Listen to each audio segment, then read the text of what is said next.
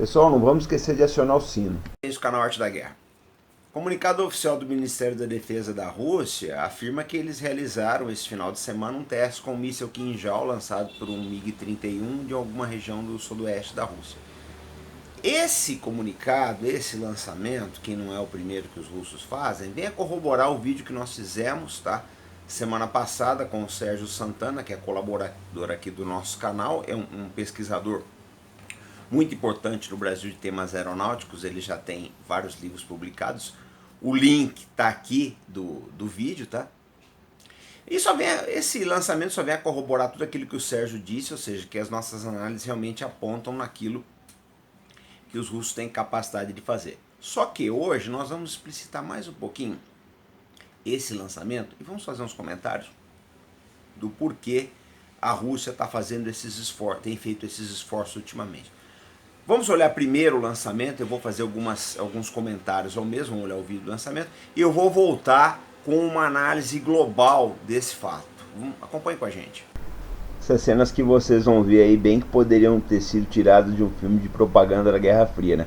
Os pilotos russos vestindo os trajes anti-G, né? Que por sinal são muito eficientes, e se encaminhando aí para os MiG-31 deles. Aí, bom, há quem diga que os americanos projetavam o avião segundo a filosofia de construção de um relógio preciso, né?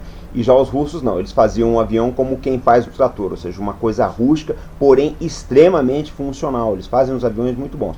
Tá aí, prova disso, esse MiG-31 que vocês estão vendo decolando com o Kinjal, ele tem quase 40 anos de projeto, ele com o pós-queimador ligado, e esse teste foi feito numa altitude muito grande, vocês podem ver pela cor do céu, tá? O céu quase escuro aí, indica grandes altitudes. Eles já estão vindo para pouso aí, o lançamento foi bem sucedido, parece que eles já fizeram mais de 250 voos com míssil, para saber as características, né? Aí o pouso com paraquedas de frenagem, enfim, um excelente filme de propaganda. Bom, pessoal, vamos colocar algumas considerações para contextualizar esse teste de armas na Rússia. Hoje é domingo, dia 11 de março. Domingo que vem, dia 18, tem eleições na Rússia. É muito provável que o Vladimir Putin ganhe essas eleições aí, existe uma razoável dose de certeza de que isso vai acontecer. Só que ele é uma pessoa muito cautelosa, ele não quer deixar dúvidas. Então, uma coisa que ele está querendo deixar patente, os russos estão mais seguros na minha gestão. Bom, por que se diz isso? Vocês conhecem o histórico da Rússia, eu já tratei aqui em diversos vídeos, eles tiveram várias invasões. Praticamente todo russo tem um antepassado aí que morreu em guerras, morreu em invasões, etc. Ou seja, esse ponto, defesa, segurança, é muito sensível na alma russa. Então é interessante, né, às vésperas da eleição, o governo mostrar que tudo está sendo feito para manter o seu cidadão mais seguro. Outra coisa que corrobora nesse sentido é que vocês veem que recentemente, eu fiz até quando eu falei dos métodos da KGB aí, eu citei que semana retrasada um coronel, um ex-coronel do GRU, que é o Serviço de Informações do Exército Russo, ele sofreu um atentado aí na Inglaterra, provavelmente com armas químicas ou biológicas aí, tá muito mal, né? E que isso aí aponta aparentemente para alguém do Kremlin. Ou seja, eles estão tomando todas as... Lógico que não há provas de nada disso aí, mas tudo aponta para esse lado, né? Então essas eleições aí na Rússia estão movimentando muita coisa em muitos lugares. Outra coisa que eu tenho que pontuar, pessoal, eu canso de ver aí nos jornais, em alguns meios da internet aí, né? Que essas armas é sensacionalismo em cima de armas. Eu queria dizer uma coisa para vocês... com base na experiência que eu tenho de mais ou menos 30 e poucos anos aí trabalhando com isso, né?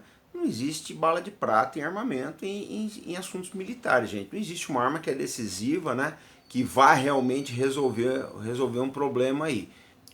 Vou colocar mais um argumento aqui que reforça o que eu disse. Em 1944, 43, 44, 45, a Alemanha tinha umas armas sensacionais, que era a bomba V1, e o míssil, o avião a jato Mi-262, Mi-163 e por aí vai. Só que vocês têm que olhar o seguinte, gente, com tudo isso a Alemanha estava perdendo a guerra.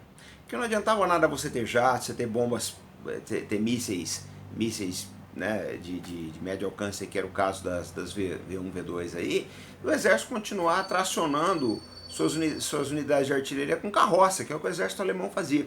O exército americano não tinha nada disso, praticamente não tinha aviões a jato, eles chegaram depois que a guerra acabou. Não tinham mísseis na época, mas o grosso do exército americano era tracionado por caminhões, por meia lagarta, por jipes, etc. O que eu quero dizer com isso, em termos militares? Pessoal, uma força armada é uma construção, uma média das coisas. Essa média entra, além do armamento, além do equipamento, que tem que estar distribuído uniformemente para as unidades, treinamento, doutrina, a própria tática, a logística, a liderança, uma série de outras coisas. Então não adianta nada ter essas armas que vocês acham espetaculares aí, o míssil que maravilhoso, o míssil que vai mudar. Não vai mudar, as guerras vão continuar acontecendo, até porque tem um outro lado disso, gente. Os Estados Unidos têm uma quantidade imensa de prêmios Nobel e gasta um rio de dinheiro em defesa. Ou seja, qualquer coisa que a Rússia, a China ou outro país projetar, eles têm condição de lançar um antídoto, se é que não lançaram. Eles testam muitas armas aí na área 51, no centro dos Estados Unidos, que a gente nem sabe. Eles estão testando aí até hoje, a gente nem sabe o armamento. O F-117, por exemplo, foi um caso. Testaram durante anos e ele apareceu na Guerra do Golfo. O B-2 Spirit é a mesma coisa. Então a gente achar que essas armas são decisivas, elas não são. É um avanço, eu não tenho a menor dúvida, a Rússia está bem avançada em determinados setores, eles sempre dominaram a tecnologia de mísseis, mas isso não coloca eles à frente dos Estados Unidos. Hoje, com tudo que se diz dos Estados Unidos, eu sou um crítico ferrenho da política externa americana, mas eu dou o braço a torcer. São as forças armadas mais poderosas, mais bem preparadas e mais bem equipadas do planeta. Então essa coisa toda, esse sensacionalismo que o pessoal faz da imprensa, isso é muito bom para vender jornal, para dar like, etc, pessoal. Mas na prática não muda nada do que está acontecendo, não muda nada do status quo, isso não vai resolver os problemas da Rússia. Eles continuam com um problema sério. A Rússia tem problema de ocupar a Sibéria, eles têm problema de decréscimo populacional, tá? O exército dos russos é um exército altamente eficiente, dá para essas guerras localizadas na Chechênia, na Geórgia, na Síria, onde quer que seja. Mas se tiver que entrar num confronto mais global contra os Estados Unidos ou outro país aí, eles vão ter sérias dificuldades. É um exército que ainda apresenta uma série de... A gente vai fazer um vídeo disso qualquer dia desse, mas eles ainda têm vários gargalos aí que precisam ser solucionados. Ponto para eles, avançaram bastante com esse míssil aí, mas não é tão decisivo quanto parece. Vou explicar, vou colocar mais uma razão do porquê disso. Quando você faz um teste de arma, você o faz em condições ideais. Então, normalmente, míssil principalmente, né?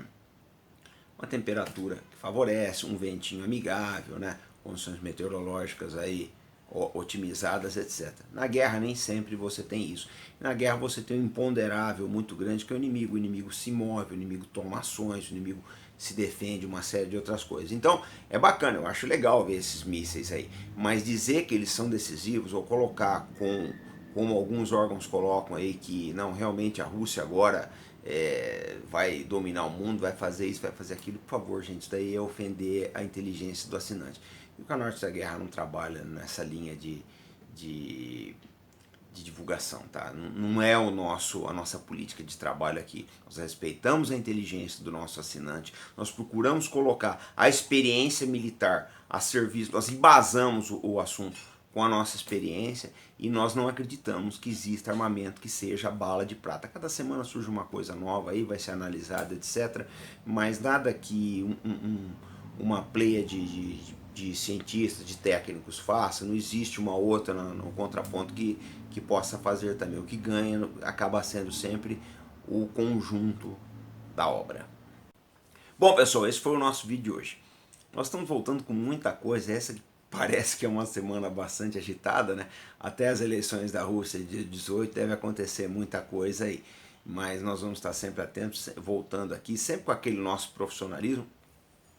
Eu peço desculpas àquele pessoal que às vezes pede, Robson, faz um vídeo disso, faz um vídeo daquilo. Gente, eu aprendi uma coisa na Marinha, é o famoso pato. O pato anda, nada e voa, faz tudo isso muito mal. A águia só voa e caça, ela não se mete a nadar nem a andar. Então, a gente prefere trabalhar no módulo águia por aqui, tá? Só faz uma coisa, procura fazer bem feito, estuda os assuntos, tá ok? procura realmente ter uma coisa embasada. Agora tem um negócio, cada vídeo nosso a gente passa experiência de muitos anos, de muito aprendizado, de muita coisa que a gente viu. Então eu acho que é um aprendizado condensado. Não adianta eu ficar fazendo 200 vídeos aqui com um oceano de assuntos com um palmo de profundidade. Então eu prefiro fazer poucos, a gente não faz tanto quanto gostaria, mas são coisas embasadas, são coisas aprofundadas, e eu acho que é a maneira mais honesta de trabalhar com o nosso assinante. Então esse foi o nosso vídeo, tá? Como sempre, fé no Brasil, eu acredito muito, aquilo que eu faço aqui, a política de trabalho que eu tenho aqui no canal Arte da Guerra, é a política que eu tenho no dia a dia nesse país, uma coisa honesta, sincera e pautada. É o que a maneira como a gente gosta de trabalhar com o Brasil e com os brasileiros. Até o nosso próximo vídeo.